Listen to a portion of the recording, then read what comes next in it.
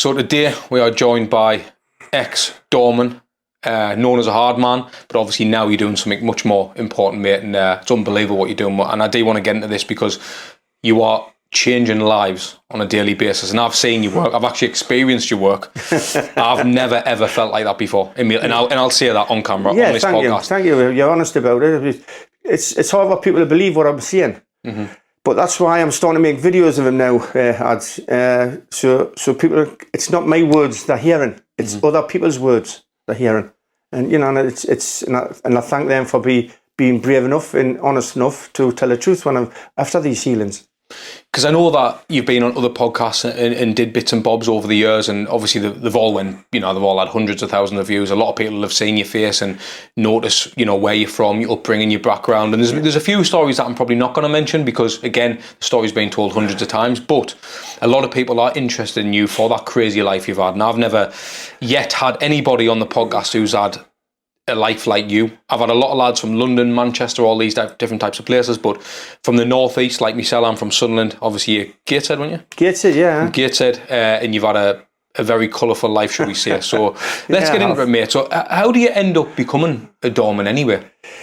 I was a man at 12-year-old. I was dragged up, had nothing, had to fight for everything. Youngest of four brothers. 4 brothers and 2 sisters it was. And it was a hard life, really hard life. As a child, had the gas and electric cut off, so often. Need money, need hand-me-downs, jumble sales were called then. Car boot sales, I think they're called now. But there were jumble sales, you used to have to go and get what you could to wear. And they used to hang on you, or they had fools in them. It was rough, really rough. I used to go and get sticks and that for the fires, and go on a old railway lines and get some coke, and put it on the fucking fire and burn it, because we had nothing. Had an old tin bath there when I was a child, and people not remember that. And we'd been the second youngest lad, second youngest. On a Sunday, we used to get in the tin bath in front of the fire. Are them fond memories, or the? Yeah, well, I can, they're not I can go back. I was about 4 or 5, like 4-year-old, 5-year-old. Going to school in my first time to school and that. Fond memories. Gone back blink of an eye. Would you? Yeah. As much as it was hard and you were dragging yourself up type of thing. Yep. What's the reason you come back? Yeah, it's not life. It's not life now, is it really? It's not life. It's not life. So do you think that type of upbringing kind of led you to the path you end up going on? Well, going back when I was a child, me mum and dad's not religious, never have been. But me grandma, she was very religious, very religious. And as a child, is growing up, as from being 5-6-year-old, and then I was getting older and older, and she was nearly bedridden all her life. She couldn't, as far as I can remember, I cannot remember her being able to walk. So it's just, and as older I'm getting, I'm watching this with like a departing, and how can she believe in Jesus and God as much? Because she can't walk, she's suffering. But she used to have the mission in, the Sunday mission. They used to come in, Sister Winifred. She used to come in on a Sunday with about 7-8 people from the mission. They used to sit around a bed, stand around a bed, and I'd be in the sitting room. And I used to listen to them saying the Lord's Prayer and that, and then I'm getting emotional there now thinking about it. And they used to sing hymns and that, and I'm thinking, how can she believe in Jesus still? And she's not been able to walk as far as I can remember. So as I got older, them thoughts were getting more and more, and I know why she believes in Jesus. It's funny, isn't it? Because I think people do, when they're going through hard times, it's easy to look at someone who is religious and think, why do you believe in God when all these bad things are happening, or you're suffering. Yeah. But then the way I look at that is, you could be suffering more if you didn't. Because there is that as well. Yeah, but it's not suffering more. I think it's just the belief in love is there. And you cannot lose that. I mean, what you're going through. Because they do exist. I've got evidence they exist. I've got videos there. I've got photographs there. I've got miracles that I've done in the name of Jesus. What was school life for you, Stewie? Oh, I was a twat. I bet you were. I was a twat at school. I was a 12-year-old. I was a man. I used to fight with the teachers and everything. Well, proper fight? I'd get stuck into them. For any reason, or just you lashing out? Because, no, not lashing out. I'm dyslexic, very, very severely. I make words out of words, write all the numbers down the wrong... Numbers are there, but in the wrong order. I didn't know that's what that was until I was 29-year-old. And my wife says there was... Now, when you had to write you had a phone book then, right? And you used to write all the numbers and that down. So she said, get a new phone book. And I'm sitting there and I'm waiting about coming in. Oh, I'll write this. I'll write the numbers down. So I'm putting the names and numbers down, and good job I never heard the old one out. She says, what the hell are you doing here? And I says, I've wrote the phone book out. She says, what? She says, you're dyslexic. Yeah, I says, what's that? I didn't know what it was. And they never got treated for it at school then. So in the school, what did they just think you were naughty or daft? Daft. How you doing as a daft lad? And did you think that was what you were? Well, they made you think that way. You see, they made you think that you were daft, and them were read all the time, and and because you couldn't see what you were doing wrong. You're looking at numbers, and that was the answer. But it was, they obviously were jumbled up, the numbers. Were you picked on for it? Was I picked on at school? The teachers, huh? Yeah, where they used to work as, What about the other kids, though? I was a man when I was 12, 13. People, hope you're enjoying the episode so far. Here's a random one for you. Most of you who are actually watching this episode don't actually subscribe to it. So just do us a favour, will you? Can you click the like button, hit the notification bell so you don't miss another episode, hit subscribe, all that good stuff, because we go up and down the country to try and bring you the best show possible. We're not messing around here, so please just show some love, will you? So I know it sounds like a bit of a daft thing to ask you, but as you're growing up through your school, there's always like the popular lads and the artists in the school and all that. Was that you? Yes, that was me. Is being the hardest, like a hard lad, But I had you get a lot of kids on there who's the hard lads or the popular lads because they've got all the big gear on. They've got I had Addy hash on. Snakes. Right. But you were getting stuck into them, so that. Yeah, well, anybody would say now what I was wearing. Where do you get the bravery from? Because I remember back when I was at school, if someone was typically the ones with a shit clobber and that, them would be the ones who end up victimised in school, or they get bullied, or the banter would be always on them. How do you end up being that person, but also tough and all? Well, I didn't use the French a lot. I just couldn't give a fuck. I couldn't care less what anybody thought. If and I knew who I was and what I was. I didn't pretend to be somebody I wasn't. Do you think your mum and dad instilled that in you? Yeah, no, with that, my mum and dad they were just grafters. My dad never lost a day's work in his life, but he's only a labourer. So he had 6 kids, and it was hard for him. And when we used to get in trouble, we used to get the lashings of a flimming. Did he? Yeah, I used to have a cat of 9 tails made. He had a whip, horse whip and everything, walking sticks. Out, he used to North Gate for bringing the busies to the door. Did you get on with him? Or did you hate him when that was happening? I never hated my dad, never did. Never hated my mum, never hated any. I don't think I've hated anybody in my life. But because obviously when you get older and you have a family of your own, I'm assuming you can't imagine doing that to your aunt. No, left me hands to them. So do you ever look at your dad and think, how did you manage to do that to me? Listen, what my dad done to us, I loved him. And I was proud of him, the way he worked. He worked, he his outlook on life was to work hard and pay his dues, not, which is, I think, these days is, I mean, how hard you work, you're not getting what you deserve in life. So that kind of like feistiness about you when you were going through school, how long was it before you ended up like that behaviour spilled? I was pretty quiet, when I was young, I was pretty quiet, but still a tough kid, all right?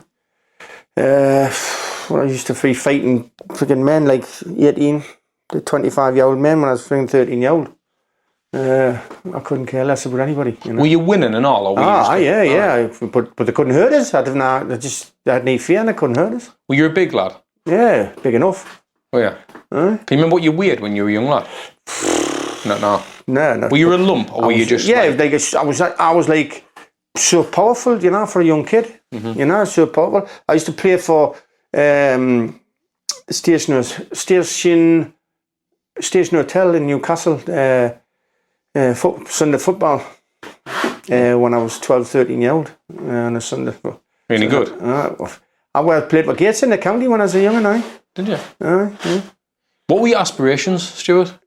If I was wanting to do well in life, how I was going to get there, I was going to get there. So you just kind of forced your way to success type of thing? I wasn't.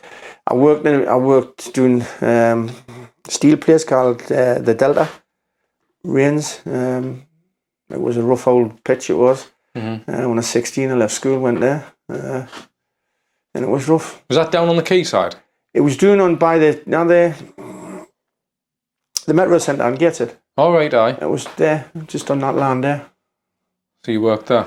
Yeah, I worked there till I was 18, and I went to the bakery. Worked in the bakery till I was 27, and I went on the doors. What bakery did you work in? Hunters Bakers. It's not there now. Was that in Gateshead and all? Yeah, I was a foreman doing there, doing at the bakery. I used to work long hours, but I had, it was a laugh. I used to have a laugh, but I was a good grafter. In them days, could you get into work pissed and that? Would you have a few pints and all that? No, well, that's something I've never been a piss pot. I never drink on out. Just got out on a weekend, and that was it. I've never been a big drinker. So how do you go from bakery to doorman? It's a bit of a because if I knew someone who worked in a bakery, I think they're right soft arse. You know what I mean? I used to because I had a family to keep. I had a family and I used to go on with a tune and I used to just if anybody wanted a scrap, I used to have a scrap, and I wasn't bothered with anybody, Did you go looking for it though? No, well, I used to just go, I reading people going, it is finished. Used to say because I used to be like having a pag every weekend.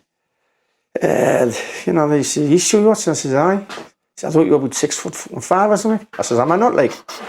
And I just had no fear, but I was a likable kid to be run, like a bit fun and that, a bit banter and that, and it was me as a person, and then I wouldn't stand there and let anybody belittle us, and I didn't like people standing and belittling and bullying others, It kind of shows that transition from you being in school and how you were then clearly bled into your later life, and it's who you are now. I can even your presence. The first time I've met you today, and even the presence when you walk through the door, and tell you're that way still. Yeah. Deep down, you are who you are, and you're proud of that. Yeah, and I love to see that, mate, because I think that's what the world lacks. People like that, because everyone's like, there's a lot of people who are just sheep now, and they're trying to push agendas that they didn't really believe in, and all that. And they're pushing stuff on people that they're trying to portray somebody who they're not. And for me, any young'uns out there, I've been a villain. I've done all kinds, doorman, and I've been a villain. I've been to jail so many times. Been involved with this, that, and the other. The money's good, the holidays are bad. Do you know when you were doing that though? When you got into the scrapping and having tear-ups every week and that, were you trying to build a rep? I didn't know what I was. I just couldn't care less about anybody. I wasn't bothered about anybody else. But did you like the feel of? I like the fight. I like the adrenaline rush. I wasn't a tool merchant. I just used to, take a licking or take it or give it. When did you realise that you had a reputation? Was there a particular point or a fight? When I was at school. Was it? When I was at school. What about, because see, when you're at school, your reputation doesn't really carry a lot of weight, though, does it? Like when you're out on the streets and you get older, that's when you start thinking, actually, there could be real consequences. When I was at school, I was knocking about with older people, you know, and I was knocking about with older people and that. And I used to get involved with ricks, you know, and with people, not gangs, but and I used to just stand my corner, you know, and anybody said, you know, they said to us, "What are you looking at?" And I used to say, "What the fuck, you know, what you on about? What's I looking at?" I said, "I'm not looking at you." She says, and they used to say, "You better not." I said, "Well, what the fuck are you gonna do with it?" And I mean who they were, you know. Aye. Like when I was 16 years old, I was knocking about at the Delta, they called us the Wobbler Squad, they used to call them. They were like notorious football hooligans. Mm-hmm. And there's a kid called John Downey, he's Tubbs, that's what his name was, and there's another one called Sharky and that. And they were game as badgers, they were like, they had like a firm there, you know, they were like, and we were going to do the Millwall. As we're going to do the Millwall, so I'll going to do the Millwall this night. It was, the buses used to leave, say the Blackett. Mm-hmm. We'd pull up beside the Blackett, used to get on the buses there. And I was only a kid, Ben. So they used to get in trouble in the Dulce all the time and all that, you know, and they used to get in loads of packers and all that, you know, and down here, like John Tubbs. He says, "Keep it away, young, keep it away. You're getting in trouble." And he used to like think they were looking after me. So he says, "We're going to do Millwall, you fancy coming doing?" I says, "Aye." He was like a father figure. He used to like look after us. Aye. I used to work on the same machine as him in the Delta. He used to have a laugh, proper laugh. And me older brother, Paul, he was going doing on the buses, and he had went to the codeway and asked if he's gone in the toilet. And this kid called Corv Mick, he's a heat doorman, supposed to be the toughest kid in the tune.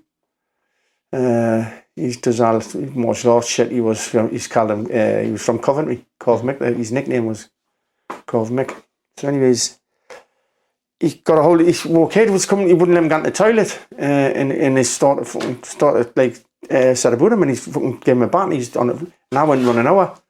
And the fucking this Corv Mick fucking bang, hit us a few times and he couldn't fucking hold us. And I just went through them and I fucking gave him I fucking give him it. Probably I gave him it in front of everybody. And he was about 28 years old or something, but he was supposed to be a tough fucker. How old were you? 16. What the hell? And I fucking gave him it. So everybody's gone, like standing there, you know, and they're going, "Do you know who that is? Do you know who that is?" And I'm going, "Who?" "This is Corv Mick." I says, "Who the fuck's Corv Mick?" and it just shows the character of you back then, doesn't it? Aye, and I says, he's not fucking gonna, he's just fucking battered me brother. I'm not gonna fucking stand there and let him bat me brother. And then every fucker just gone, "Oof." They're like, "Oh yeah, you're worse, you know, like." And it was like, and then it just snowballed from there. Just went crazy. What was it like working on the doors in Newcastle? Was it like dodgy as out then? Because it's different now, isn't it? Obviously, everyone's got licenses and there's cameras everywhere. There's cameras everywhere and everything. And you know, you had to be a tough lad then. You had to be a tough lad. So what was it? Just a free for all? Yeah, of course it was. Well, it was everybody's tooled up, wasn't it? Everybody's carrying this, either carrying a flaming blade or carrying a flaming shooter. You know? Did it not bother you, the fact that like guns and all that were a thing? No, well, I used to buzz. You know, you get somebody, and I pulled a gun on it, you know, I used to fucking know it then. No, I don't know. I was different. What was your first time in prison? First time I was in prison was, I was in for 6 weeks. I got remanded for drugs. Mm-hmm. Trying to set us up and that. They've got a job to do, but not to set people up. The only reason I ended up in jail was because they nicked my wife and all that time at Sharon. And it says if you didn't apply for bail, because I didn't have a criminal record or anything. Mm-hmm. If you didn't apply for bail, we'll not object to Sharon's bail. So we've never applied for it. Mm-hmm. So that's what I was in there for. What was that experience like? Was it just occupational hazard? Jail is okay. anybody says jail's hard, it's hard for your fucking family, not hard for you. Look at it now, you get nicked for fucking not having a telly license, you fucker. You get a telly when as soon as you get in. It's mad. That's how mad the fucking system is. Were you not scared or fearful at all in that? In the jail? No. Because you're amongst other... Did you make any other villains? Well, I knew a lot of people in there, yeah. But already you knew there were... Well, they put us in... I was in hairiest once in there with some really fucking dog spots. Right, really dangerous kids. Is there any people that people might know who you were inside with? Oh, you might know. Aye. Well, no, just that people might know. People might know. Is there any notorious names or all like that? I was Hannibal Cannibal. It was what was his name? He was a Scouser. What, an actual cannibal? Bob Mosley, I call him. Bloody hell. Have you heard of him? I have, aye. Well, he was the next fucking... I'm not gonna go too much into... Because all this shit's been talked about before. And to tell the truth, I desperately want to talk about how I'm helping people. I know. Yeah. No, and so you're itching for it. Yeah, I do want to talk about that. Yeah. But that Bob Mosley was a fucking... Scouser, get long hair, he had little long nails, and he had this big coat on in the yard. In the yard, I'm on about the yard, it's about this, maybe it's a little bit bigger than this unit went here now, but it had cage on the top of it. It was a proper cage inside a cage, so you couldn't get lifted out because you're a high-risk cat here. And he's got a fucking ball. They give him a football, aye? In his little cage. He had been in a murder, then he killed two in when he was in there. He's trying to get him shoveling the heat with a spoon or something. So anyway, he's fucking wanting about this ball. And I says, yeah, boss, the screw says, get the ball off, Bob, will you? And hide my little cage here, you know, because you're in the cage on your own now. And he says, and Bob Mosley goes, I'm using it. I says, you're using it? I says, you're walking around the fucking thing? I says, how are you using it? He says, I might use it. And they fucking put you in there high, you know, they fucking try to get your gun, you know. And I said, with the cage, and I'm going, get me in the fucking cage with him. I said, we'll see who gets the fucking ball. Right? Would you have been that game? Oh, fucking open the door. It's fucking wild, fucking get in there and fucking sort this cunt out and we'll get to see who gets his fucking ball. Did you get any tear-ups in there or not? No, I'd one or two. And in the fucking in the screw gun, shoot, and I'm on the way as I there, and I'm saying, get the fucking ball. I says, get me in there with him, and the guns, Stu, we'll get your ball. I can't. And I hide the ball in, I can't. Oh, and when I got up in my dumper, I go, gee, you stupid cunt. You know, like, Fucking wild, that like. My treasure.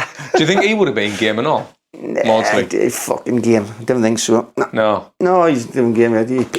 People pick their fights. Aye, true. It's different. I was going to say, because obviously he's in there. He's just a fucking bully, really, isn't he? Well, fucking, you pick your fucking fights, isn't it? Aye. Yeah.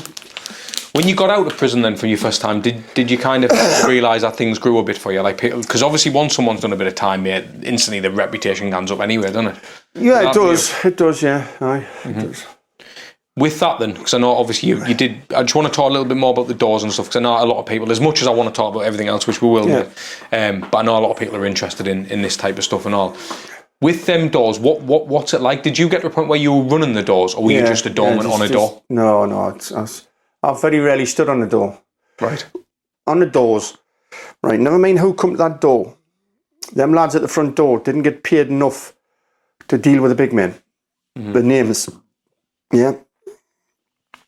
I used to say to them, stop anybody that comes in within, you know, you didn't had to get involved with this, you know, with names. That's my job. I'm getting paid for that. Right? That's my place. So if any names come to the door, you fucking stop them there, bring me down, and I'm stopping them getting in, not ye's, because then it comes to, it's your trouble as well. Aye? I said, so when anybody comes with a rep, I say they're not getting in, not ye. So you take it off their toes? I take it off their toes. That way I did. You know? And that's how it kind of works? Yeah, that's how I worked, because I didn't want them kids getting that into that bother, because I was telling them that they weren't getting in, not them. Is it good money?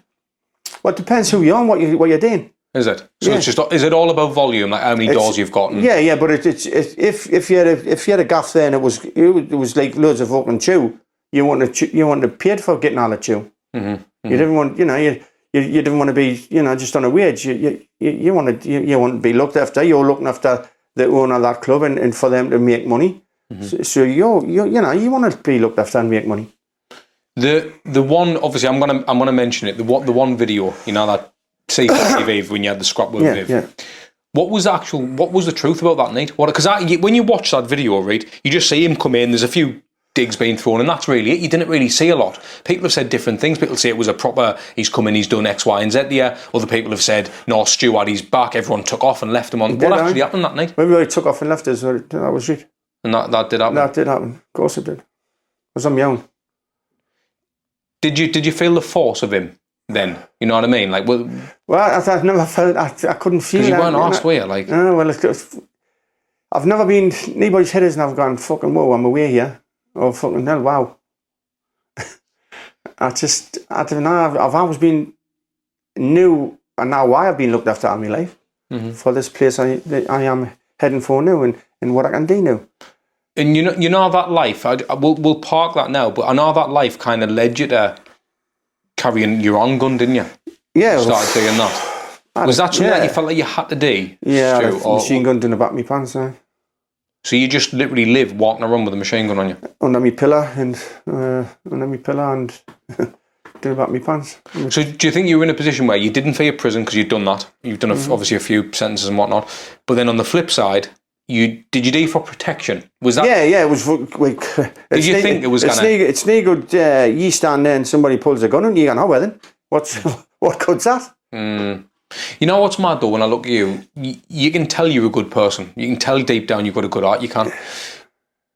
Would you have used that gun though? If I had to defend my family and friends, yeah. Were you ever close? We'll talk about another day, yeah. Fair enough. Yeah. Fair enough, mate. With obviously the work you're doing now, Stu, obviously for the people who don't know, when you walked in the door there, you said, Alex, can I do this thing with you? I put my hands on your shoulders. I've never felt energy like that before. I actually felt like I was going to cry. I didn't. I tell you, didn't I? That's what I said. I did. I felt emotional. It releases locked. See, you've got locked emotions there. From maybe being a child now, yeah, and that deep, really deep. That helps to release all that. So, right, how for the people who don't understand what it is you do in this faith healing stuff, is it divine? What's it called? It's called Divine Light Cosmic Healing on Facebook. I've got a group on there. What is it you actually do though? Who's the person who you... Who's the type of person who... I can heal anyone. I can heal anyone. I've healed people with cancer. I've healed people with arthritis. I've stopped dementia. There's not a thing... There's nothing I've come across that I cannot help or heal. Yeah? There's people being given like hours to live. Young boy, young Callum, got 2 hours to live. And I saved his life. And there's a documentary called Stu Watson, Hard Man to Healer on Amazon Prime. Well worth a watch. Well worth a watch. How did you realise you could do what you can do? I got told. I'm dyslexic in the education. I've never researched any of this, mind. Any healing stuff. I've never researched it. I could start studying people's energy, and I could feel the energy, who they were and what they were. People have known all my life and family, friends, and that. And a lot of them, I felt that I couldn't trust them because I knew who they were then. It's the energy. We're all energy. That's what we are. We're energy beings. But like if I'm listening to this or I'm watching this episode now, what was the first time you knew it worked? Like, how do you randomly just heal someone? You've got to try it at least, or can I have a gun at this, or I can like, how did you know you could heal someone? Do you know what I mean? I just knew. I got told that, just messages. I've got videos on there, and I do a live TikTok every Tuesday night, 7:00. Stu Watson 13. Stuart Watson 13. Live every Tuesday night at 7:00. I do distance heals. Never mind where you are in the world. See how you felt when I done that to you. You can be in Australia, America, Canada, from China, and you can feel that energy that you felt there when I speak to you. It is mind-blowing. Mind blowing. And I haven't got to have a picture. You haven't got to have, and I've just got to speak to you, and I can send divine energy, and it's mind blowing. It's hard for people to believe, but what I say to people out there who do, think he's talking a load of bullshit. Come on the show on a Tuesday night. Invite you to me club, and I'll do it private. I'll do it in front of everybody. Any doctors, any scientists, any women physios out there want to doubt this. And I think that's one for the people watching this. If anybody is listening to this and doubt any of this stuff that Stu can do, I'm offering to come. Yeah, get in touch. I'm offering them. You know when you cured that person with a cancer? Yeah. When you say cured, do you mean you got them into remission? Or you just got them the cancer went? Like how? What did that look like? I've got some. Well, I've got some videos there, and I've got some photographs there, and I will send you them so you can put them out with us. There's a girl there. She had a cyst, a cyst that is growth in her eye, and husband was at a talk at the club, in a kid called a Parliament called Anthmore. Says, would you have a look at this? It's my mate's wife's eye. He says, because she's got a growth there and they want to cut it out, but it's got its own blood supply. Now, with it having its own blood supply, right, so this is that she could lose her eye. So I said, yeah, I'll do it, I'll do this for her. So anyway, I takes out where they were doing the talk, and I took her in another room and I'd done the healing on her. And when she went home, she could feel it all the way driving. I think she lived at Shields or somewhere like that, from Gateshead, and she was done the healing in Gateshead. And so all the way home, she could feel tingling in her eye. She went to bed. I've got the photographs there. Went to bed. When she says, I felt, so relaxed. She says, I slept well. She got up the next day. And there's two photographs there. One with and one without. Just gone, disappeared, gone, altogether. And I think this is the thing why people initially, they're always going to be skeptical at first, because a lot of people like to see some kind of healing with some kind of proof or whatever. The fact that you've done it not just one, twice, three times, you've done it countless times. This is what I'm saying. So it's like, I believe in this stuff anyway. So do you think the person who gets treated by you, do you think you've got to have an open mind? Or even if you didn't believe it, you'll still heal them? What I say to them is, listen, I ask them, I'm not a Bible basher, far from it. The life I've lived, check out past that, but I've always got a good heart and a good person, I am. And I will help people. Obviously, for one-to-one, I charge people, right? But if they bring children to us, I'll help children. I go into hospitals to help them for free, yeah? And I will help anyone. And if they haven't got the money for the healing, I'll say, you need it done, I'll do it, and just pay us when you've got it. I'm genuine, and I mean genuine. This is genuine what I'm doing, and I am genuine, and I will help people. I can help anybody around the world, and I mean where you are in the world. I can do this, and I've got evidence there for that. I've went into hospitals where there's a young lad there, he was 15 years old. His mum asked us to go and see him. They've got pipes coming out of his body, and it's like a dirty green colour coming out of him, and he was in intensive care in the children's ward in RVI it was.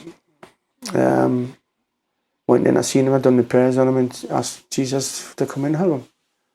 And she couldn't believe the next day he's out, he's back on the ward, and he's home the next day. And the antibiotics they had him on weren't working. And her testimony's there. There's another one there, the Stu Watson Hard Man the Healer, where his dad didn't believe in what I did, like a lot of other people. Now I'm up at concert, the Stanley concert up that way, and we're driving along, and this big cross, gold and green and indigo cross, about 20 foot by 12 foot, coming towards us, and it's coming towards the car, and I'm shooting at Sharon. I says, "Can you?" And she couldn't see it, but I could see it clear as out. And it passed through the car. And she says, "Watch the road, watch the road." And then the same cross comes in, but this time it's got Jesus on it, passes through, and I'm shooting and bawling at the wife, saying, "Well, how can you not see?" It's like, I see it clear as anything. And then my phone went. She says, and it was Lindsay from the club. She was one of the lasses that work in the club. She says, "Stuart, I've got a fella here. He's besides himself. He's crying his eyes out. He's in a bad way. His son's got 2 hours to live." And she says, and he's asking for your help.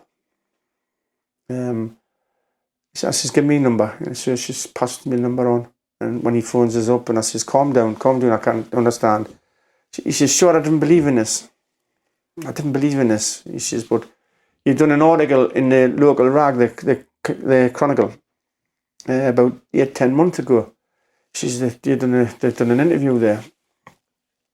Now, he says, "The doctor's given my son 2 hours to live. He's bad anyway. He's got cell palsy. Callum. And when he gave him that, they got that 2 hours to live, all his veins had collapsed, and his heart rate had dropped, his blood pressure dropped, and they couldn't get the fibre optic lenses into his kidneys, so he's dying from the inside, killing himself. So the doctors had given him everything they could. She's got 2 hours to live." He says, "Now when today me morning, he says, I've put this iPad on."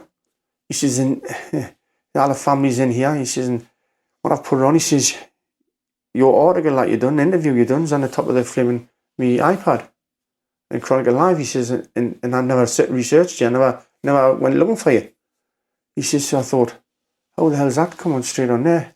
So he says, "I believe that was a message for to get in touch with you." He says, "I didn't believe in this." So I says, "Well, you've got your message, I got mine." I says, "No, I swear you." He says, "RVI." I said, "I'll be out as soon as I can." And I left where I was. It was 4 days before Christmas, this. And I drove there. When I got over there, Newcastle was playing at home, so it was a little bit of a, I think it was about 4:30, 5 o'clock. So it was hard to get into that area, So anyway, he met us downstairs. Gans upstairs, met his wife. He called his wife Sharon, and walks in. And I've never done anything as major as this up to now, And when I went in, I thought, "What the fuck are you doing here, lad? You don't know how do you know what to do?" And now it was a message I'd getting, the cross was coming in, and now that was my message. Mm-hmm. You had to do it. Yeah, and I didn't know what I was going to do and how to do it, but I did. And I walked in, and I just knew when everybody's watching this, he is, and I'm thinking, for fuck's sake, need pressure. So anyway, I've got a hold of little Callum there, and I put my hand on his heart and one of his head, and I start praying to Jesus. I'm getting emotional again here now, talking about it. Sorry, mate. And when I start praying there, and the tears is running down my face, Jesus comes in and asks him to save him. I'm asking him to save him. I'm asking him to save him. I'm holding him, and I says, "Please, you've brought me into his life now. Please, save him and help him, and help his family." I left there, and what a mess I was in. I was in a right mess. And what time I left there, running, flooding of tears running down my face. I left there from Newcastle, got over the gates. It takes about, say, 15 minutes. And when I get on my drive at home, the phone went, and it was his mum was on the phone. She says, "Stuart, I don't know what you've done." She says, "But when you left, the alarms and that start ringing on beeping on the machines and that, because it's all wired up and pipes into them and all kinds." And when he gets, she says, his heart rate went up, his blood pressures went back up. He says now they can put his veins is now full again, and they can put the fibre optic lenses. So I stand here now. His fibre optic lenses, the lenses into his veins, down his main arteries, and put it into his kidneys. And I went over there, and he's got a chance to live, they said, and I went over there for for 2 solid weeks. I missed Christmas Day and I missed New Year's Day. And I went over there every day then praying for him. The young boy's still alive now. Fucking hell, mate. Hang on, mate. That's unbelievable, that man. It's unbelievable. And that's on a hard man to heal. That's Stu Watson, hard man. I'm getting emotional here, for fuck's sake. That's all right, man. You saved the boy's life. Do you know what I mean? At the end of the day. And I think this is what people need to hear and witness, mate, because there's no explanation for it. I'm not here to tell lies. That's what I mean. I'm not here to con fool anybody. No, yeah? I know you're not. And this is what I'm saying, mate. I don't believe that you need a justification. I'm not bothered what people... I was bothered what people thought about this. You know, and I've told you before there, when this happened to me, it's the most powerful thing that's ever happened in my life. But if I hadn't went through the life I went through, I wouldn't be fucking here now, mate. Because I know this is what I was going to say, because you're definitely meant to be here, mate. And you said, I think you said it off air, I can't remember if you said it actually on the podcast, but you said you nearly been killed 4 times or something like that. Yeah. How is it to go from the transition to the life you've had to this? But if I didn't have gone through the life I went in, if I didn't go through that life, I couldn't have been here now. I couldn't have handled it, mate. I swear, doing on my kids' lives, I couldn't handle it. I believe you, like. I couldn't handle it because it's so powerful. I see Jesus, I see God, I can see all your energy. You're an energy being. Mm-hmm. This is a human experience. And I don't know where the hell I get the information from. Mm. Yeah, do you think you've always had it in you? This. We've all got it. We've all there, man.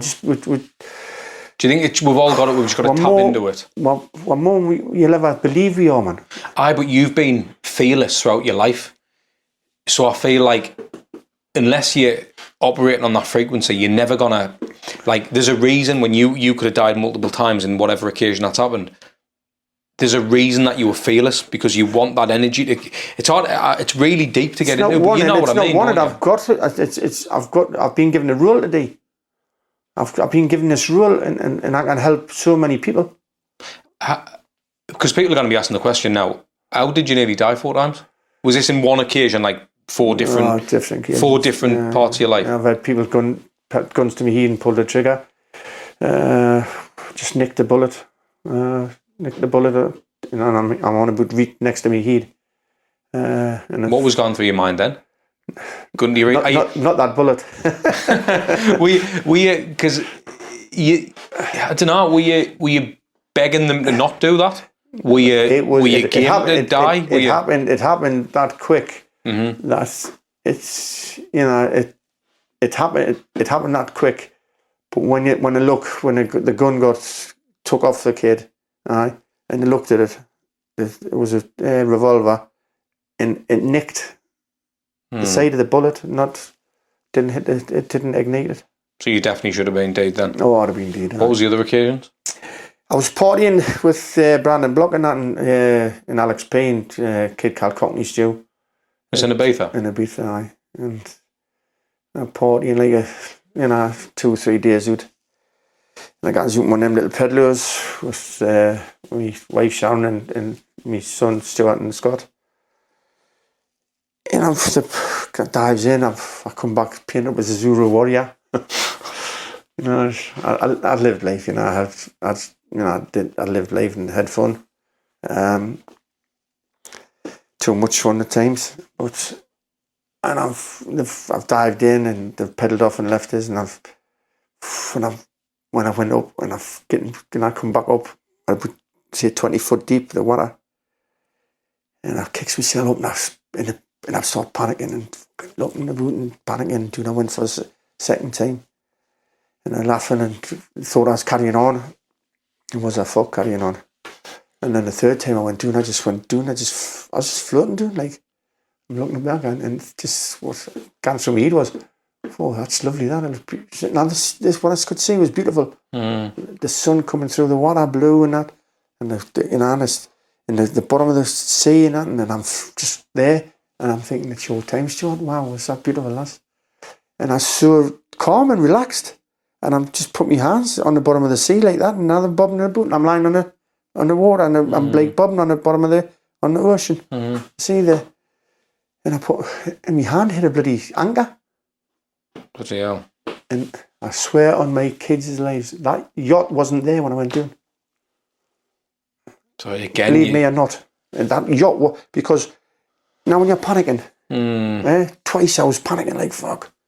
And you're looking for somebody to get a hold of, aren't you? Aye, of course. Turn and run, and I'm turning, running, and panicking and shooting, and that wasn't there. It's weird because you're almost prepared to die, didn't you? Aye, You're down I was there. I thought this is my time. So then it's something saying, no, you can't gone yet. And what was the other occasions?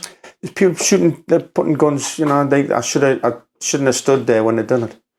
I showed them I wasn't feared. No, let them kind of over my head, What was that? I was just more doorman stuff. Just fucking villains. It was, I've I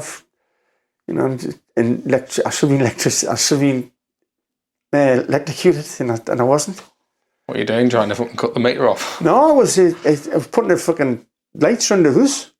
They were like them lantern lights. And I says to Shannon, I said, save that. I didn't say plug it in. I says, take that to the plug, and so I knew how much cable I needed. Aye. And I had a plug on that end in the bed on the other side. And she put the fucker in and plugged and switched it on. And I go, she can't see it.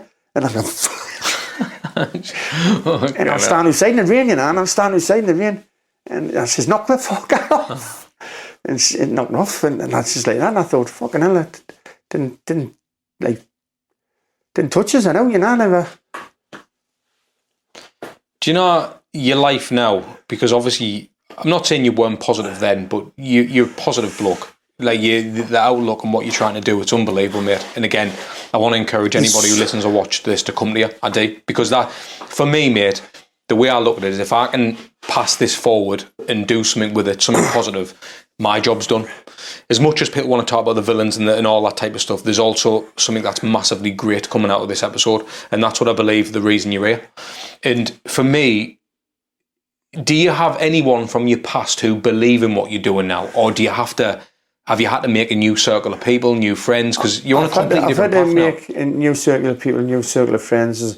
That's a difference. You see, a lot of people, that's you've got associates. You thought you had friends, but they're associates. Mm-hmm. Yeah, and that when you're giving, you're the best thing since sliced bread, aren't you? Mm-hmm. But when you stop giving, you're not good at them anymore. And they'll get them. Oh, I've always believed in you in all this bullshit, but you're not deep down because you can feel it off them. They're talking shade. You either believe that man and you'll not have no set against that man in his company, or even when you're not in his company, if somebody is belittling him and having a go at him, and you believe in him, you'll say, here, that'll fucking do. That kid's not, he's telling the truth. Mm. You know what I mean? It's, and I stick up for anybody. Mm-hmm. And I'm not going to have people doing about you in my company if I believe in you. It's like an honourable type of scenario, isn't it?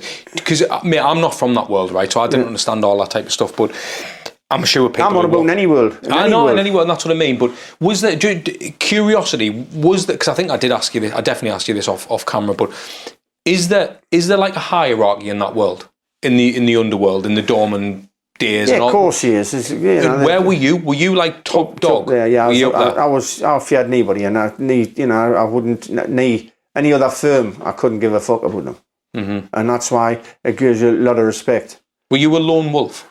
Well, I had a right strong team run me. Mm-hmm, mm-hmm. Yeah, I had a team run me that would do what they were asked to do. Mm-hmm. Yeah, but they had somebody who stand at the top of that pyramid that would stand there and defend them. Mm. That's a difference. That's a difference. It's almost like primal, and I look at people like you and just anyone who's got a name or reputation. It's almost like you've got this thing where it's like you're a leader. Yeah, that's what you are.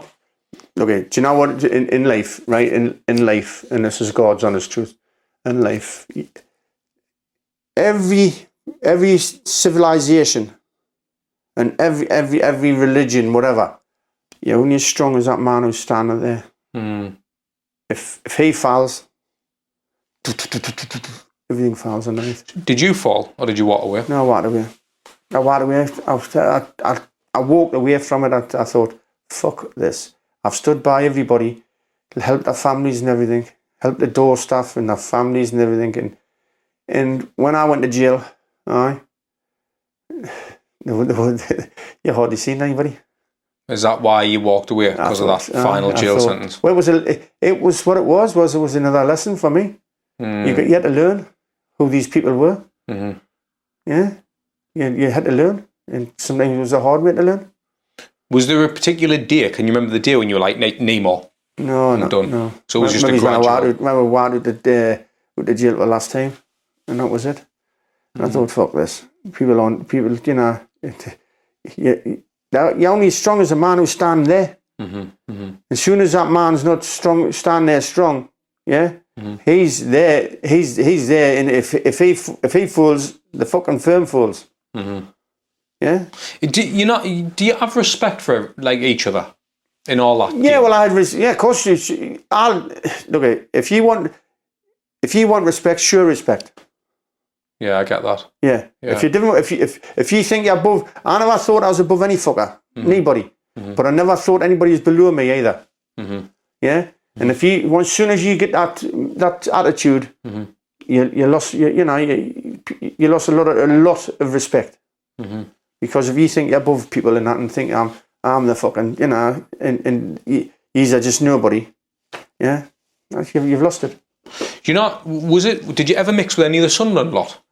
Just I'm a Sunderland odd times, odd times, yeah. I've had a few meets up with Ernie and that, you know. Aye, yeah. Your pals were Ernie? I was Ernie, me and him got on well, aye. It's mad because when I look at that type of stuff, like everyone seems just like, it's weird because they're almost like, everyone seems respectful. Yeah. But then you're only going to hear certain things anyway. But it's quite sad really when I actually said this in another video that I did, mate, and it's like, most people that you hear of or see, whether a villain fucking or they're just an everyday goer, most people, especially when I interview people, it's almost like everyone's just deep down, they're just soft. Like they didn't really want this, but they're doing it because there's a rep and there's this, and I kind of fucking back down and I kind of do this, and it's like deep down though. But a lot of you're people, a lovely bloke who's trying to change lives. Yeah, but a lot of people didn't need to do what they did. I did. Do you believe? Did you though? Did you actually have to do it? Yeah, to get anywhere in life, I did. Because I had no education, dyslexic, and if I wanted things in life, I'd again, take chances and put my head on and my life on the line. Would you do it again? Possibly in a different way, though. Not if I didn't have a date, I wouldn't do it. No, mm-hmm. But I'm not ashamed of my past. I had a date. Mm-hmm. I had a date. What stands out to you? What are you ashamed of most? What am I ashamed of most? What would you say your biggest or your biggest regret is? Biggest regret and ashamed of most is that I'm ashamed of people not standing by what I believe in and what I've done and what I'm doing. And yeah, but that's not your regret. It is me. I believe that. I let that happen. I let that happen.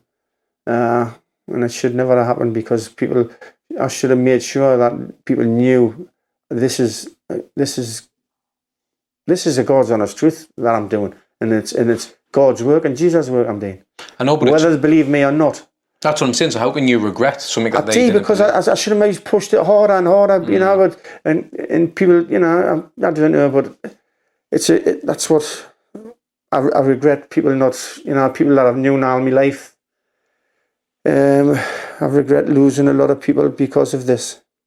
What are you most proud of? I'm most proud of. Well, I'm proud of me. I'm proud of my family in a sense.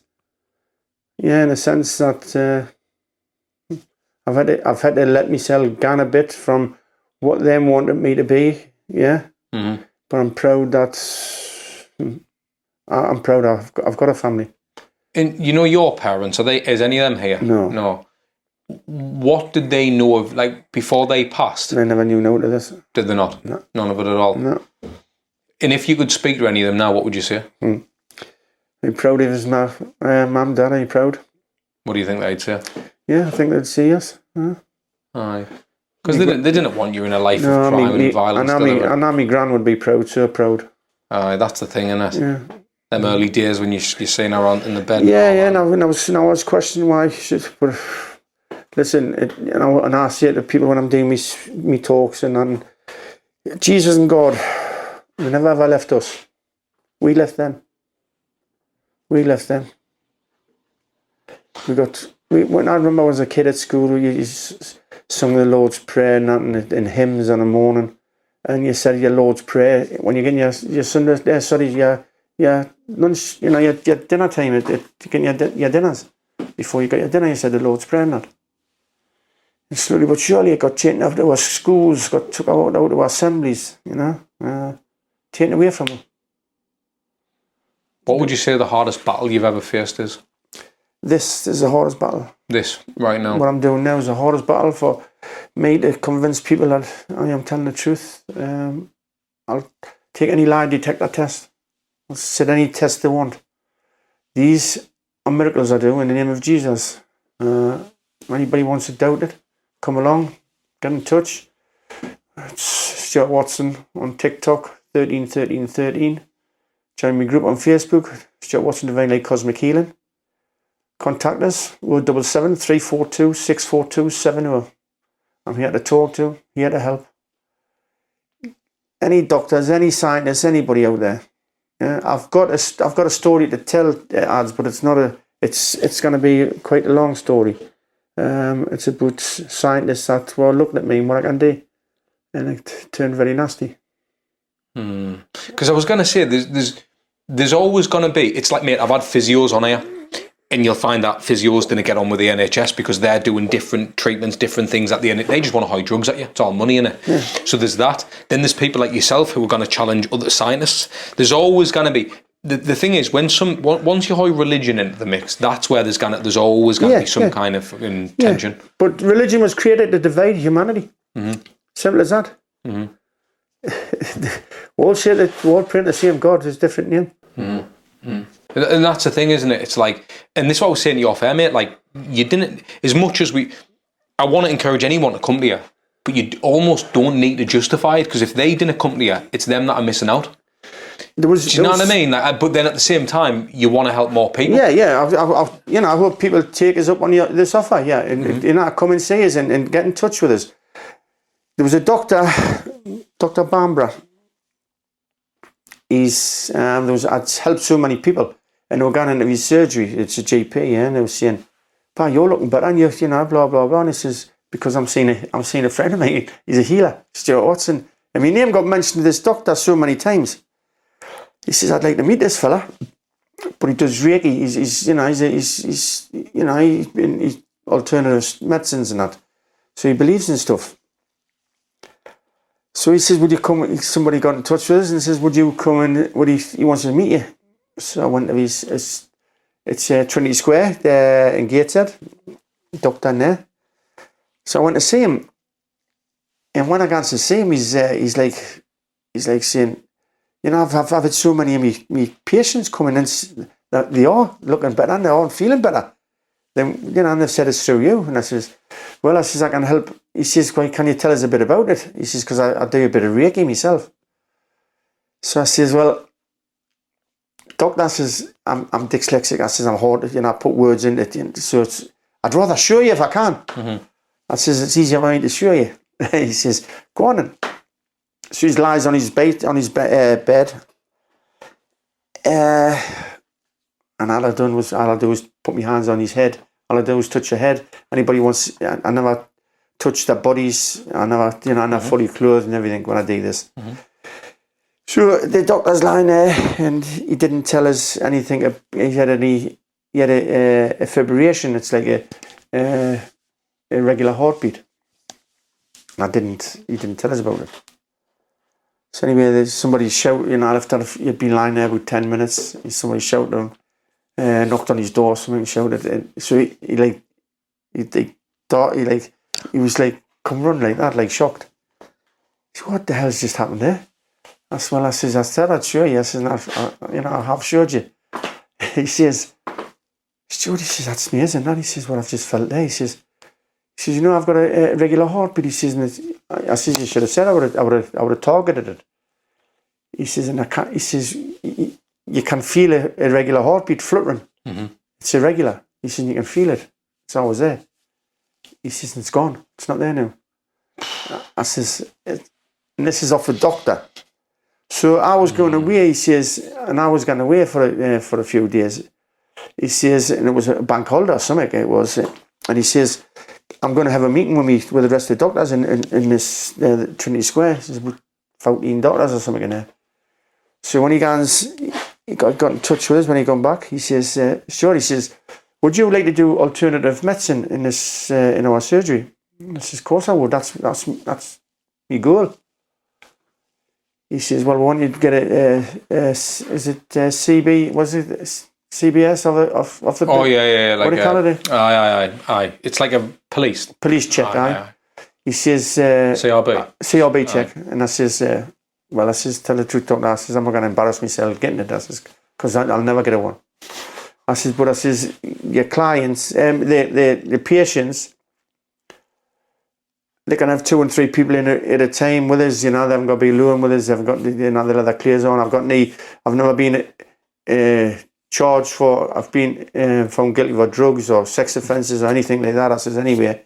I says, but again, the police we just didn't get on at all. But I told them this before we started. You know, so I wasn't hiding anything from them. And he says, well, there's red tape there. He says, we can't just dismiss the red tape. And I said, well, it's the patients who's going to lawsuit. I said, because I can do what you can't, doctor. For me, doctors are there them are there to, they're not there to cure you.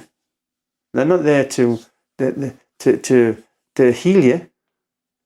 They're there to treat you. Big pharmacy, it's a business. Well, this is why. So again, mate, with this podcast, this is why. And I've said it a few times now, but I believe in independently doing things anyhow. Yeah. You didn't need the establishments. You didn't need all that type of stuff. So as much as like they're saying you need CRB checks and stuff, why should people suffer because of that? Yeah, but do you know what I mean? So book in with Stu. Like people. Yeah, but I've said to you, ads, if you're not any sportsman that's injured, anything, and they're struggling to get that niggly, a footballer, boxer, any kind of fighting you do. I've treated cage fighters. I've treated footballers, and the back doing something they love. And do you know when they get back doing what they love to do, it puts that right. You mind when you're doing back in your training and you're back running or you're back playing football. And you know, it's something that you love, and when you're enjoying doing that, your mind's so better in a better place. Because you must have had that all them years ago. You know, I believe you had that mindset anyway. Like, because you did mention that you wouldn't have been here. Like you've said, you would have been off a bridge. Why is that? Were you like, what's the reason you wouldn't have been here? Because I could see Jesus, I see God. I've danced with the devil. They've tried. There's yin and yang. The devil exists. If the God exists, the devil must exist. If good exists, evil must exist. They cannot exist without each other. There must be good to be evil, and there must be evil to be good. Love and hate. And there must be light to be darkness, and darkness to be light. They exist. They try to stop me from progressing. Yeah? And, you know, anybody out there want to believe me or not, it's entirely up to themselves. I'm not here to tell lies, give any bullshit to anybody. This is the truth, and I'll take any lie detector test. I was lying in bed, right, when this like a few years ago when this was happening, you know, it's starting to kick off with me. That's why they made me physically and mentally hard for this. There's there was 2 old men and an old woman in front of us, and I mean that wrinkled a bit. You know, I need disrespect any older person. We've all got to get old ourselves, yeah. But they was at the end of my bed, and they were messing on with each other. Up the back end, up the front, and it was vile. And then there's 2 big doors appeared, and they were like about 2 foot thick, and they were woven wood. Yeah, and it opened like that. And all his demonic shite and filth was inside it. And out he comes, and he put this is on my Ben's life. This is me. I don't make it home today. I've passed any lie detector test. Come on, he put his nose up against mine, and he's shaking his mattery fucking hair, and he's squealing and everything. And I'm looking, I'm thinking, what the fuck's this? And I just, in the name of Jesus, I goes, is that the best you fucking got, mate? I goes, no, fuck off. I says, I'm going to sleep. And I turned around and I went to sleep. Aye, and I never ever seen that again. They can't physically hurt me. My light is too strong now. Yeah, my light is so powerful you wouldn't believe. What I can do and what I can see and what I can bring to the floor is the energy I can bring from the universe into the earth is immense, and I can see this. Do you feel like that's what's happened in your real life as well? Like people have tried to physically hurt you? Yeah. Anywhere? Yeah. How if you were as honest and as pure as you can, have you ever actually been hurt? Where you thought, I could have been a cropper there, like it could have been our...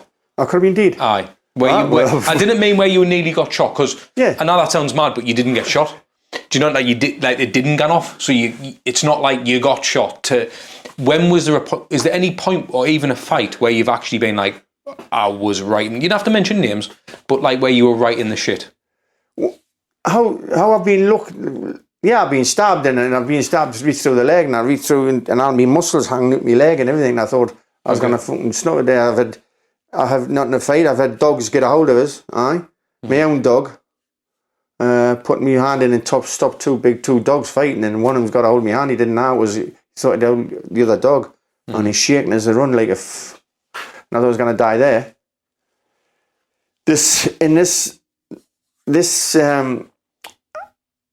I religiously went to the gym 12 o'clock every day. And this fucking day I gets a phone call, and I says, this pal of mine goes, and I was coming to Sunderland. He says, my pal in Sunderland, he says, he's got a jeweller's, he's just getting some cheap tom in. He said, if you want to have a look at it for Christmas and that. So I says, I go on in, I says, I'll have a dodge doing. And then I went to the gym, there was fucking 2500 in the fucking gym, waiting for us with machetes and guns and everything. Was it really? Aye. Fucking hell. And that's once again, when I look back at things, that's not luck. Did you ask him? Did we? I wasn't there. I didn't turn up. Oh, right. So, I never turned up. They were waiting for you, we didn't turn up. Is there any times when your arse has went? If you're honest. When I've had a hot curry. Yeah, fucking hell, man. It's but there's no times you remember where you thought, actually, like, I'm shitting myself here. Like, I know people didn't like to admit it. Well, it's fucking, I can't say I do. It's fucking wild, that. So, you are the real deal. I was fucking, I just had no fear. I don't know, I just didn't have any fucking fear. Like when I say I've went to people's doors and that, and fucking went to see people and I've went on my naggins on my own, and I just didn't need fear now. It still blows my mind where you get that bottle from. Just as a mate, I'm 35-year-old. Right. I've never been in that world. I'm not a fighter. I never have been and stuff like that. But there's always something quite admirable about someone like yourself. Because I think we all need people like that. Yeah, but if I hadn't went through the life I went through, I couldn't have fucking done what I'm doing now. I know, but you chose to go through it. Like, you were like that anyway. So it's like you're born that way. Yeah, I was born like, and I've been born for this purpose in life I'm doing now. But even genetically, the way you're built, the way you carry yourself, the way you look at someone, your demeanour, it's how you're born. So it's not like... Look, when you're going into a situation, lads, aye? And you walk in there and you look at them people in them eyes and you know if this is fucking on or not. You know whether they're gonna fuck this cunt fucking, he's a real deal, this cunt, there's no fear in this fucker. And you can feel that. When you know it's on or it's fucking not, or this kid's just a fucking, wanting to be the big fucking Billy Big Balls, and he's fucking gotten in. Do you think most people are full of shit? Most are. A lot of people try to win a fight before with a big mouth. Well, what they're fucking shooting and balling about and what they're going to do and what they're not going to do. Yeah. Were you ever wrong about someone talking shit? Like all the years on the doors, were you ever wrong about someone going, I'm going to come back and do you? And you thought, he's full of shite and he's actually I knew that they're fucking, many times they've come and, says they're going to get it, you're going to get it. And I'll just say, where fucking am. Right? It's not, that's the thing, it's not hard to find a doorman, is it? Is it fuck? No. Not where he's going to be, so it's like... It got to this point then, Adsman, where it was fucking really, really naughty. I was having to get picked up from the house in a cosy. Two lads pick up, to have driver boot and pick us up, and fucking send when I drop us off to make sure everything was sitting on the street corners. That's how bad it was. I think that would make anyone want to get out of that life, though. It's not worth it. It's not the life, is it? You're looking at your shoulder, you don't know what's going on. No, it wasn't. It was the life I chose at the time. I'm not ashamed of it. Had to do it. Could have done it, come through it. A lot of people haven't fucking come through it, mate. And what I'm doing now is more important than anything. And do you know what I credit you for, mate? The life you've had and everything you've done, what you're doing now, there's not many people who are even alive. Do you know what? That's the thing. How hard it was for me. People who know me as a person, yeah, and they know who I am now properly. What I say is, them people should know how fucking hard it was for me to admit this. To see what I can do. See I can see Jesus. See I believe in Jesus. See I pray to Jesus and God. No, that's why I asked you that question, how hard it was, because even when I'm looking at your life, I'm thinking, how have you got not the bottle to do this, but this is a bigger battle, because it is like fucking hell. Like, I've got the bottle to do because it's the truth. Yeah, exactly. I cannot hide from it. I cannot hide from it, and I couldn't hide from it any longer. Like I said, the people had been thrown in the water, and there's an angel come through the ceiling and walked through, and says, and it was a pat on the back for me, saying, "Stuart, we're proud of you admitting who you are and what you're here to do now." And it was like saying, yeah, ask them to believe this then, and what they can see for themselves. There's a big white orb comes through the ceiling, manifests into the person, and it walks through the wall and the wings start to come on his back, and it walks through the wall, and that was from Source saying that will help you for people to believe. So what's your future looking like now, Stu? You just want to keep spreading this message and keep helping as many people as you can? I want to just keep on going in what I'm doing, but I want to get out there. This can be done in the masses, man. And you know, there's yin and yang out there. Mm-hmm. Yeah, and people, and you know, it says this so many times. I'll not be ever ashamed of believing in Jesus and say a prayer. Yeah, you know, I mean, how big and tough you are when your children or your loved ones need that little bit of help and prayer. You know, a lot of people will not admit they've gone into the room and pray for asking for help for them. Well, a lot of people who don't believe in any God, you know, 9 times out of 10 they'll soon pray when something happens, when that prayer is needed for to save someone's life. It's like when someone says, like, they could even be playing football, like, and they open with a penalty. Who are they open to? When they say, "I hope this happens," well, who you open to? Do you know what I mean? When a footballer's run on the pitch and they start kissing the ground and all that, man, that's for sure. Mm-hmm. Nothing but sure. I used to have a place in Mallorca, and when I was in Mallorca, we're coming back. My wife's Auntie Mia was.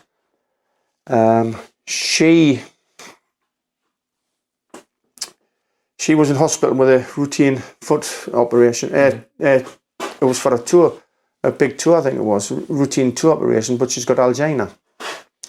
Now, that woman, when we were supposed to go to the hospital to see her, and when we got off the plane, now, Mia, she was 81 years of age. Now, when we're getting off the plane, she says, "Oh, I'm not we're going tomorrow." I said, "We're kind of going tomorrow, we've got to go now." She said, "What do you mean?" I says, "Listen, we must go to see Auntie May now."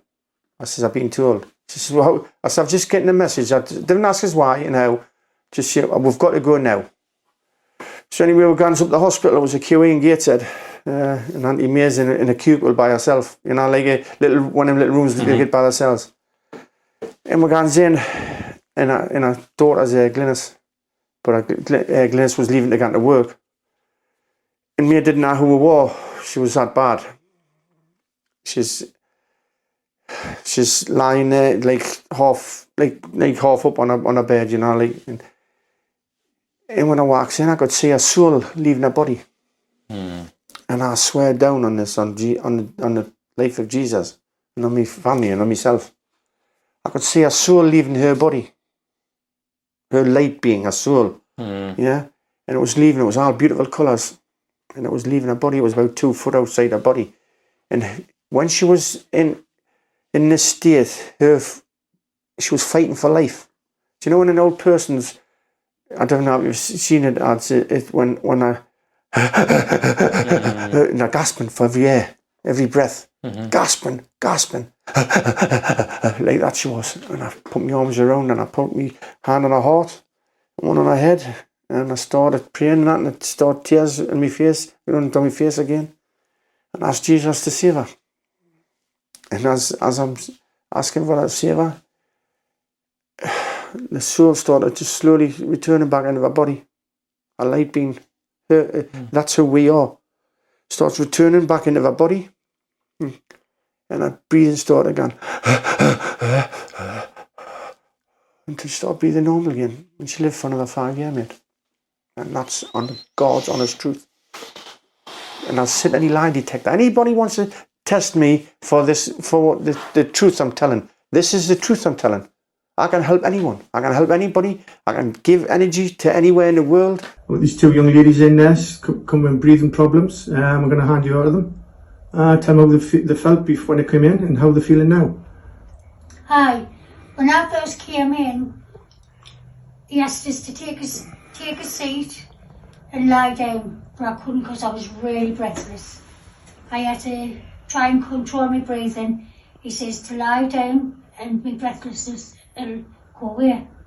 So I lay down and it started slowing down. Then I closed my eyes and that was it. All I could say was the lights, lots of different people. I was all over it, my brain was all over the place. Then when the brightness came, I could feel myself smiling. I could feel the warmness round on my neck, on my chest. It was a beautiful feeling. Yeah, and how are you feeling now? Fine. Fine, absolutely fine. Yes, Daisy, can you tell you about your experience? I lay down. He told me to lay down, so I did, and he never touched me. And then I went, and then I've closed my eyes, and then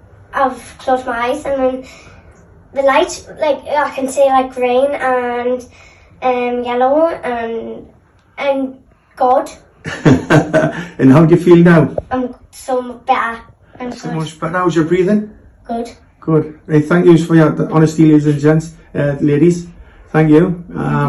Anybody wants to contact us, it's on 077 642 Thank you for your honesty, girls. And and I hope I don't see it again in a good sense. Thank you. I don't know what I can do and what I cannot do. I've helped with kids with their learning difficulties. I've 11-year-old child there who's never spoke any one word in 11 years, and now he's talking 3 or 4 words now, and he wouldn't communicate with his brothers and sisters. He wouldn't get in the park with them. They used to lock him in the car, and while them were in the park, and he when he went around Asda's and in Tesco's, etc., he used to hoist things on the floors and go off it. That's how I stopped now. After 3 healings from me, that's how I stopped. And he's kissing his brother and hugging him instead of biting him. And that it's honest. It's the miracles in that own right. That's mind blowing. And I would anybody out there that doubts us and want to take any tests or test, bring a person to me. I asked you the day, didn't I? No. And I'm not honest. I'm not genuine. And this is the truth. I want it deep down for ads to fit somebody here. What I'm going to do is, mate, I'm going to try and get someone here and I'm going to film it. Get and I'm going to show somebody them. Like an athlete. Bring an athlete to this that you know that's struggling with an injury. And I swear down, I can help him with that injury. And it doesn't just help him his body. It's that what counts. That's the main thing, isn't it? That there is the main thing. So, Stu, where can everybody find you again, mate? I know you're on TikTok, Stuart 131313. It's Stuart Watson 131313. I'm on Divine Light Cosmic Healing on Facebook. The videos, results, the photographs, and the testimonies on there, they're fucking mind blowing. They're out this world, and nobody's asking any questions about them. And I'm getting stopped, and now it's not getting out there. There's 5,000 people on my group on Facebook. and I'll put something out which is a miracle, and it's reached, say, 2,500, 3,000 people, and there's only 2 comments on it. It needs to go worldwide, There's doesn't something not right, man, there, man. That doesn't, the numbers aren't adding up. it? Well, Stu, let's keep pushing this, mate. Well, I want to just say thank you so much for coming on, mate. Thanks, and it's a pleasure. I mean, yeah, I can feel your energies, my friend, and now you've got a good heart. No, I really appreciate that, and right back at you, mate. And again, I know there's probably a lot of people who want to hear more of the mad stories and stuff. It's maybe that we can do more with them in the future. I've got so much to tell, and let we walk before we can run, you know. And I want to get all this stuff. If people want to hear about that, I want to write a book. I'm dyslexic. I would like somebody, if anybody out there wants to, you know, wants to help us, you know, put it down on the pen and paper. You know, I don't know, but I want to write a book. I want to get this out there because, believe me or not, Jesus, God exists, and like I said, they've never ever left us. We left them, and it's time we returned. Thank you so much, mate. Thank you, my friend. I really appreciate it.